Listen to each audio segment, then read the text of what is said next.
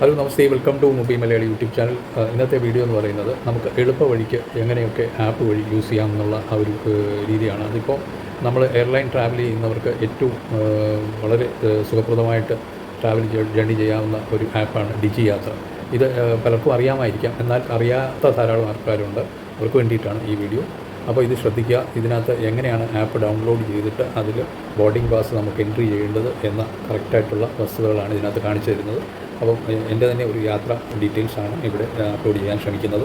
ആദ്യം ഡിജി യാത്ര app download ചെയ്തത് നമ്മൾ ടച്ച് ചെയ്ത് സ്ക്രീൻ ഓൺ ആക്കുക. അതിനുശേഷം നിങ്ങൾക്ക് വേണ്ടിയ ലാംഗ്വേജ് അതെടുക്കുക, ഇംഗ്ലീഷ്. അത് കണ്ടിന്യൂ.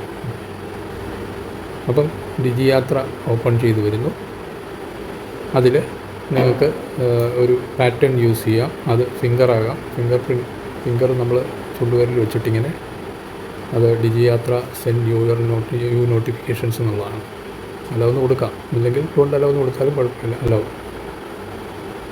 ഇവിടെ നമുക്ക് സ്ക്രീനിൽ നോ അപ്കമിങ് ട്രാവൽസ് എന്ന് കാണിക്കും. നമ്മളത് ഇനി എൻട്രി ചെയ്യാൻ പോകാം, നമ്മുടെ ഡീറ്റെയിൽസൊക്കെ ബോർഡിംഗ് പാസിൻ്റെ. അപ്പോൾ tap here or add boarding pass എന്ന് പറയുന്ന ഐക്കണിൽ അതിൽ നമ്മൾ ടാപ്പ് ചെയ്യുക.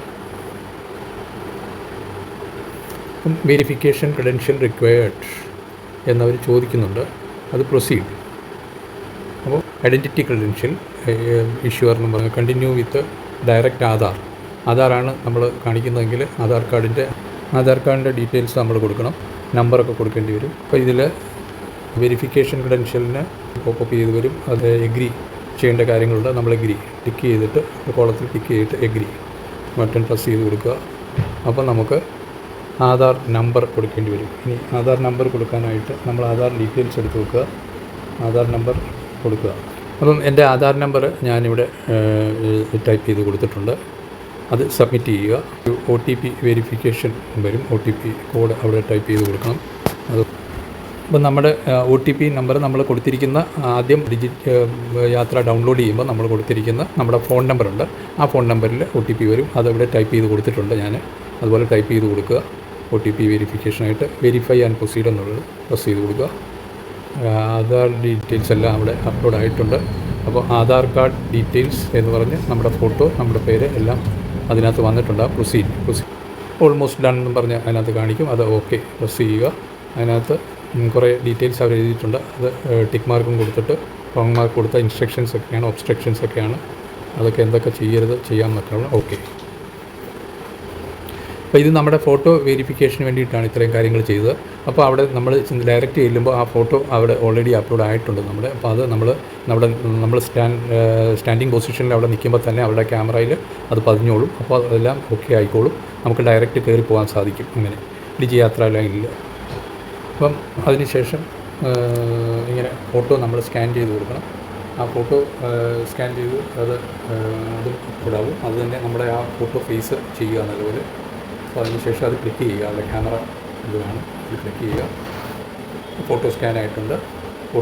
അത് പ്രൊസീഡ് ബട്ടൺ ക്ലിക്ക് ചെയ്ത് കൊടുക്കുക.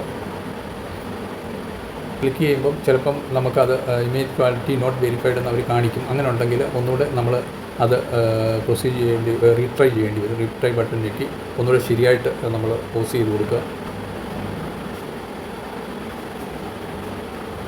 എന്നിട്ട് ക്ലിക്ക് ചെയ്യുക.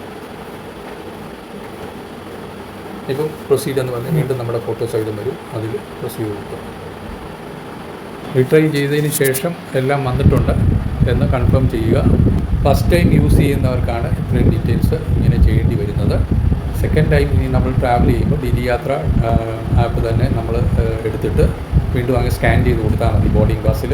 ഇപ്പം നമുക്ക് കാണുന്നത് tap here or add boarding pass എന്നുള്ള രണ്ട് ഇതുണ്ട്. ആഡ് ബോർഡിംഗ് പാസ് താഴെ കാണാം. ഇവിടെ ടാപ്പ് ഹിയർ എന്നുള്ളിടത്ത് ചെയ്താൽ മതി. അവിടെ നമ്മൾ പ്രസ് ചെയ്ത് കൊടുത്താൽ, ലോങ് പ്രസ് ചെയ്താൽ നമുക്ക് ഇതിനകത്ത് ഐ എഗ്രി എന്നുള്ള ആ ഒരു ടിക്ക് ചെയ്ത് കൊടുക്കുക. എഗ്രി പ്രസ് ചെയ്ത് കൊടുക്കുക. ഇനി സ്കാൻ ബോർഡിംഗ് പാസ് എന്ന് പറയുന്ന ആ സംഗതി കാണും. അത് നമ്മൾ പ്രസ് ചെയ്ത് കൊടുക്കുക. അപ്പോൾ സ്കാൻ ചെയ്യാം. ഇനി സ്കാൻ ചെയ്ത് കൊടുക്കുക.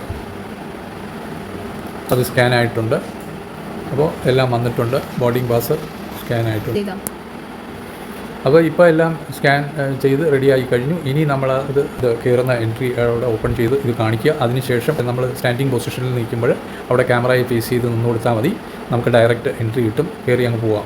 ഡിജിയാത്ര ലൈൻ പ്രത്യേകം അവിടെ ബോർഡ് വെച്ചിട്ടുണ്ട്. അതിലൂടെ തന്നെ പോവുക. മറ്റ് യാത്രക്കാർ ക്യൂ നിൽക്കുന്നത് നിങ്ങൾക്ക് കാണുവാനും സാധിക്കും. അതിലേ പോകരുത്.